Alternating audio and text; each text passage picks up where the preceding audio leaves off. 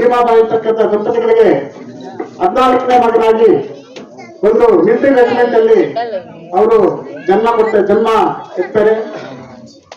ಆವತ್ತಿನ ಸಂದರ್ಭದಲ್ಲಿ ಅಂಬೇಡ್ಕರ್ ಅವರ ತಂದೆ ಬ್ರಿಟಿಷ್ ಗೌರ್ಮೆಂಟ್ ನಲ್ಲಿ ಮಿಲಿಟರಿ ಅಧಿಕಾರಿ ಆಗಿರೋದ್ರಿಂದ ಆ ಒಂದು ಮಿಲಿಟರಿ ಶಾಲೆಯಲ್ಲೇ ಅವರು ಶಾಲಾಭ್ಯಾಸ ಮಾಡೋದಕ್ಕೆ ಪ್ರಾರಂಭ ಮಾಡ್ತಾರೆ. ಆ ಮಿಲಿಟರಿ ಅಧಿಕಾರದಲ್ಲಿದ್ದಂತ ಒಂದು ಶಾಲೆಯಲ್ಲಿ ಕೂಡ ಆ ಒಂದು ಆವತ್ತಿನ ಸಂದರ್ಭದಲ್ಲಿ ಆ ಜಾತಿ ಪದ್ಧತಿಗಳಿಂದ ಈ ಒಂದು ಕೀಳು ಜಾತಿಯಲ್ಲಿ ಏನು ಮಹಾನ್ ಜಾತಿ ಅಂತ ಮಹಾರಾಷ್ಟ್ರ ಮತ್ತು ಮಧ್ಯಪ್ರದೇಶದಲ್ಲಿ ಏನಿದೆ ಮಹಾನ್ ಜಾತಿ ಅಂತ, ಇಲ್ಲಿ ಅದು ವಲಯ ಮತ್ತು ವಲಯ, ಇವತ್ತೇನು ವಲಯ ಮಾದಿಗ ಅಂತ ಏನ್ ಹೇಳ್ತಾರೆ, ಈ ಒಂದು ಇಂಥ ಒಂದು ಜಾತಿ ಅದು. ಅಂತ ಒಂದು ಜಾತಿನಲ್ಲಿ ಹುಟ್ಟಿರ್ತಕ್ಕಂಥ ಅಂಬೇಡ್ಕರ್ ಅವರು ಓದಬೇಕಾದ್ರೆ ತುಂಬಾ ಕಷ್ಟಪಟ್ಟು ಓದಬೇಕಾಗ್ತದೆ. ಆವತ್ತಿನ ಸಂದರ್ಭದಲ್ಲಿ ಓದೋದಕ್ಕೆ ಅವಕಾಶ ಆಗಲಿಲ್ಲ.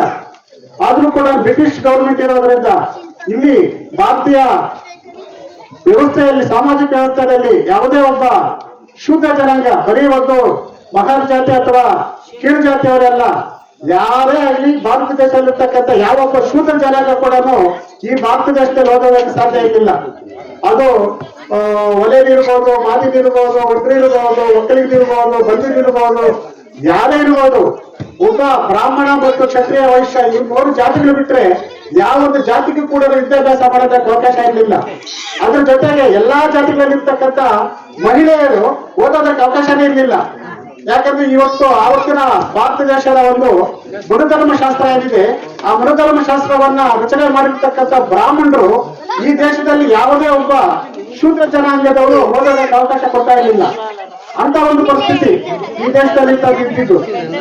ಅವರು ಯಾವುದೇ ರೀತಿಯಾದಂತಹ ವಿದ್ಯಾಭ್ಯಾಸ ಆಗಲಿ, ಆಸ್ತಿ ಹಕ್ಕ ಆಗಿರಲಿ, ಅಥವಾ ಯಾವುದೇ ರೀತಿಯಾಗಿರ್ತಕ್ಕಂಥ ಒಂದು ಉತ್ತಮವಾಗಿರ್ತಕ್ಕಂಥ ಕನಿಷ್ಠ ಒಂದು ಮತದಾನದ ಹಕ್ಕು ಕೂಡ ಅವರಿಗೆ ಅವಕಾಶ ಆಗಿಲ್ಲ. ಅಂತ ಸಂದರ್ಭದಲ್ಲಿ ಅಂಬೇಡ್ಕರ್ ಅವರು ಈ ಒಂದು ಭಾರತ ದೇಶದಲ್ಲಿ ಇರ್ತಾರೆ.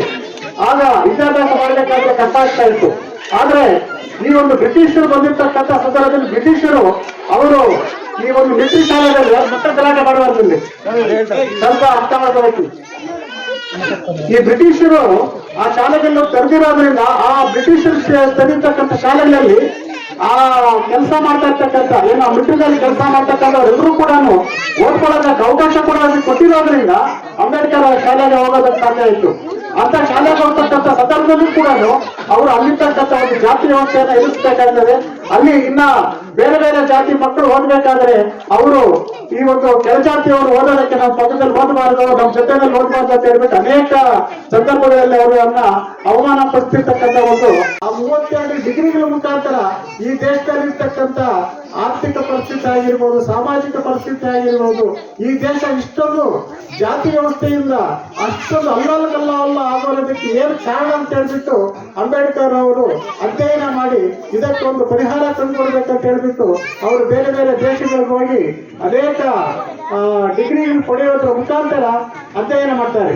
ಅಧ್ಯಯನ ಮಾಡಿರ್ತಕ್ಕಂಥ ಅಂಬೇಡ್ಕರ್ ಅವರು ಈ ದೇಶಕ್ಕೆ ಅವತ್ತು ಸ್ವತಂತ್ರ ಚಳವಳಿ ನಡೀತಾ ಇರ್ತಕ್ಕಂಥ ಸಂದರ್ಭದಲ್ಲಿ ಅಂಬೇಡ್ಕರ್ ಅವರಿಗೆ ಒಂದು ಅವಕಾಶ ಸಿಕ್ಕಿದ್ದು, ಸಂವಿಧಾನ ರಚನೆ ಮಾಡ್ತಕ್ಕಂಥ ಒಂದು ಅವಕಾಶ ಸಿಕ್ತು. ಆ ಸಂವಿಧಾನ ರಚನೆ ಮಾಡ್ತಕ್ಕಂಥ ಅವಕಾಶ ಸಿಕ್ಕಿದಾಗ ಈ ದೇಶದಲ್ಲಿ ಇರ್ತಕ್ಕಂಥ ಅನೇಕ ಏನು ಇವತ್ತು ಬ್ರಾಹ್ಮಣ, ವೈಶ್ಯ, ಕ್ಷತ್ರಿಯ, ಶೂದ್ರ ಅಂತಕ್ಕಂಥ ಒಂದು ಚಾತುರ್ವರ್ಣ ಪದ್ಧತಿಯನ್ನ, ಮನುಧರ್ಮಶಾಸ್ತ್ರವನ್ನ ರಚನೆ ಮಾಡಿ ಆ ಮನುಧರ್ಮಶಾಸ್ತ್ರದ ಮುಖಾಂತರ ಇವತ್ತು ಆಡಳಿತ ನಡೆಸ್ತಾ ಇರತಕ್ಕಂಥ ಒಂದು ಭಾರತ ದೇಶದ ಈ ಒಂದು ಜಾತಿ ಪದ್ಧತಿಯನ್ನ ಕೊಡಿಗಾಡಿಸತಕ್ಕಂಥ ಒಂದು ಕೆಲಸವನ್ನ ಆ ಸಂವಿಧಾನದಲ್ಲಿ ಮಾಡೋದಕ್ಕೆ ಅವಕಾಶ ಸಿಕ್ತು. ಹಾಗಾಗಿ ಅಂಬೇಡ್ಕರ್ ಅವರು ಈ ಒಂದು ಚಳವಳಿ ಏನು ಸ್ವಾತಂತ್ರ್ಯ ಚಳವಳಿ ನಡೀತಾ ಇರ್ತಕ್ಕಂಥ ಸಂದರ್ಭದಲ್ಲಿ ಅಂಬೇಡ್ಕರ್ ಅವರು ಒಂದು ಜಾತಿ ವಿರುದ್ಧ ಒಂದು ಚಳವಳಿಯಲ್ಲಿ ಕೂಡ ಮಾಡ್ಕೊಂಡು ಬರ್ತಾ ಇರ್ತಾರೆ. ಅದು ಮಹಲ್ ಚಳವಳಿ ಆಗಿರ್ಬೋದು, ಇದು ಕೆರೆಯಲ್ಲಿ ಮಹಲ್ ಚಳವಳಿ ಕೆರೆಯಲ್ಲಿ ನೀರು ಮುಟ್ತಕ್ಕಂಥ ಒಂದು ಚಳವಳಿ ಆಗಿರ್ಬೋದು, ಇಂಥ ಚಳವಳಿಗಳು ಮಾಡ್ಕೊಂಡು ಬರ್ತಾ ಇರ್ತಾರೆ. ಅಂತ ಚಳವಳಿಗಳು ಮಾಡ್ಕೊಂಡು ಬರ್ತಾ ಇರ್ಬೇಕಾದ್ರೆ ಈ ಮನುಧರ್ಮಶಾಸ್ತ್ರ ಅಂತಕ್ಕಂಥ ಒಂದು ಏನಿದೆ ಜಾತಿ ವ್ಯವಸ್ಥೆಯನ್ನು ಹುಟ್ಟಾಕಿರ್ತಕ್ಕಂಥ ಬ್ರಾಹ್ಮಣರು ಬರೆದು ಈ ಒಂದು ಇಡೀ ಒಂದು ಶೂದ್ರ ಜನಾಂಗಕ್ಕೆ, ಬರೀ ಒಂದು ಅಸ್ಪೃಶ್ಯರಿಗೆ ಅಲ್ಲ, ಇಡೀ ಶೂದ್ರ ಜನಾಂಗಕ್ಕೆ ಒಂದು ವಿದ್ಯಾಭ್ಯಾಸ ಮತ್ತು ಅವರ ಒಂದು ಆಸ್ತಿ ಹಕ್ಕನ್ನು ಕಸಿದುಕೊಂಡಿರ್ತಕ್ಕಂಥ ಒಂದು ಇಡೀ ಶೂದ್ರ ಜನಾಂಗಕ್ಕೆ ಅನ್ಯಾಯ ಮಾಡಿರ್ತಕ್ಕಂಥ ಮನುಧರ್ಮಶಾಸ್ತ್ರವನ್ನ 1927ರಲ್ಲಿ ಒಂದು ದೊಡ್ಡ ಸಮಾರಂಭ ಮಾಡಿ ಆ ಮನುಧರ್ಮಶಾಸ್ತ್ರವನ್ನು ಬಹಿರಂಗವಾಗಿ ಸುಟ್ಟಾಕ್ತಾರೆ ಅಂಬೇಡ್ಕರ್ ಅವರು. ಆ ಮನುಧರ್ಮಶಾಸ್ತ್ರ ಬ್ರಾಹ್ಮಣರು ಸೃಷ್ಟಿ ಮಾಡಿರ್ತಕ್ಕಂಥ ಮನುಧರ್ಮಶಾಸ್ತ್ರವನ್ನ ಬಹಿರಂಗವನ್ನು ಸುಟ್ಟಾಕಿ ಇದು ಜಾತಿ ಪದ್ಧತಿಯಿಂದ ಕೂಡಿರ್ತಕ್ಕಂಥ ಮನುಧರ್ಮಶಾಸ್ತ್ರ, ಇದರಲ್ಲಿ ಸಮಾನತೆ ಇಲ್ಲ, ಇದರಲ್ಲಿ ಮಹಿಳೆಯರಿಗೆ ಸಮಾನತೆ ಇಲ್ಲ ಅಂತ ಹೇಳ್ಬಿಟ್ಟು ಪ್ರತಿಯೊಬ್ಬರಿಗೂ ಕೂಡ ಸಮಾನತೆ ತರ್ತಕ್ಕಂಥ ಒಂದು ಹೋರಾಟವನ್ನು ಆವತ್ತಿನಿಂದ ಹಮ್ಮಿಕೊಂಡು ಬಂದು ಈ ಆ ಮಹಿಳೆಯರಿಗೆ ಸಂಬಂಧಪಟ್ಟಿರ್ತಕ್ಕಂಥ ಒಂದು ಕಾನೂನನ್ನು ಆವತ್ತು ಅಂಬೇಡ್ಕರ್ ಅವರು ಪಾರ್ಲಿಮೆಂಟ್ ಅಲ್ಲಿ ಮಂಡಿಸ್ತಾರೆ.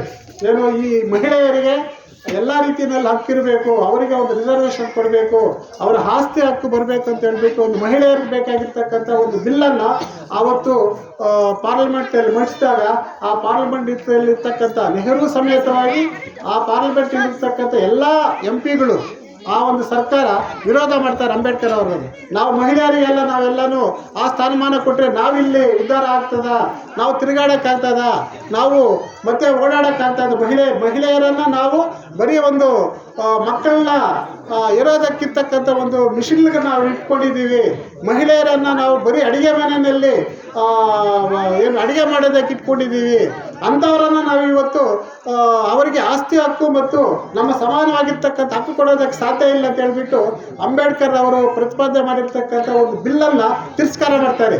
ಆ ತಿರಸ್ಕಾರ ಮಾಡಿದಾಗ ಅಂಬೇಡ್ಕರ್ ಅವರು ಆ ಮಹಿಳೆಯರ ಒಂದು ಹಕ್ಕು ಇವತ್ತು ನಾವು ಪಾರ್ಲಿಮೆಂಟಲ್ಲಿ ಮಂಡಿಸೋಕ್ಕೆ ಸಾಧ್ಯ ಆಗಲಿಲ್ಲ ಅಂತ ಹೇಳಿದ್ರೆ ಇಂಥ ಒಂದು ಕಾನೂನು ಮಂತ್ರಿ ನನಗೆ ಆಗಬೇಕು ಅಂತ ಒಂದು ಕಾನೂನು ಮಂತ್ರಿಗೆ ರಾಜೀನಾಮೆ ಕೊಟ್ಟು ಮತ್ತೆ ಆಚೆ ಬರ್ತಾರೆ.